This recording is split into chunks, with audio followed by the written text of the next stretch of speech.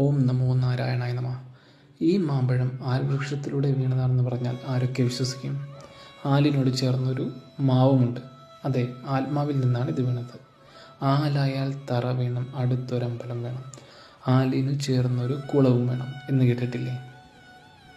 അമ്പലത്തിലെ മണിനാദവും പക്ഷികളുടെ കിളിക്കൊഞ്ചലുകളും കേട്ട് ഈ ആൽത്തറയിൽ ഇരിക്കുമ്പോൾ കിട്ടുന്ന ഒരു നിർവൃതി അത് പറഞ്ഞറിയിക്കാൻ പറ്റില്ല.